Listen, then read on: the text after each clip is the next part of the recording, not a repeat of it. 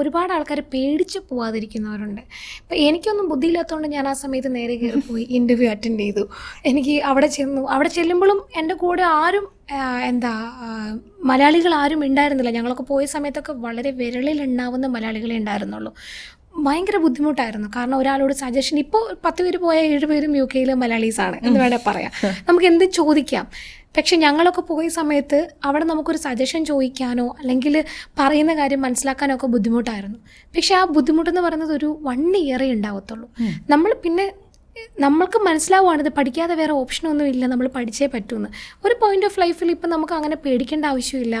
ഇപ്പോഴും നമുക്ക് ഒരാളുടെ അടുത്ത് കോൺഫിഡൻ്റ് ആയിട്ട് പോയി സംസാരിക്കാൻ പറ്റും. ഞങ്ങൾ കൊടുക്കുന്ന ഒരു ട്രെയിനിങ് എന്ന് പറഞ്ഞാൽ ഇപ്പം നമ്മൾ ഒരു കുട്ടി വന്നെങ്കിൽ തന്നെ ലാംഗ്വേജ് ട്രെയിനിങ് അതിൻ്റെ കൂടെ തന്നെ പോകും. നമ്മുടെ ക്ലാസ്സസ് എല്ലാം ഇംഗ്ലീഷിലാണ്. നമുക്കറിയാം ആ ഇംഗ്ലീഷ് ക്ലാസ് അവർക്ക് മനസ്സിലാവണില്ല എന്ന്. പക്ഷെ എന്നാലും നമ്മുടെ ഒരു 1 hour സെഷൻ ഉണ്ടെങ്കിൽ ഞങ്ങളിത് ഇംഗ്ലീഷിലേ പഠിപ്പിക്കത്തുള്ളൂ. എന്തെങ്കിലും കേട്ട് മനസ്സിലാവട്ടെ എന്ന് ഓർത്ത് ബൈ ദി എൻഡിൽ ഞങ്ങൾ അവരെ ഇരുത്തും. മലയാളി സ്റ്റുഡൻസ് ആണ്, ഞങ്ങളത് മലയാളത്തിൽ പറഞ്ഞു കൊടുക്കും. എന്നാലും ക്ലാസ്സസ് ഇംഗ്ലീഷിൽ കൊണ്ടുപോകുന്നതിൻ്റെ മെയിൻ റീസൺ എന്ന് പറയുന്നത് ഇവർക്ക് ഈ ഒരു ബുദ്ധിമുട്ട് വരാതിരിക്കാനാണ്.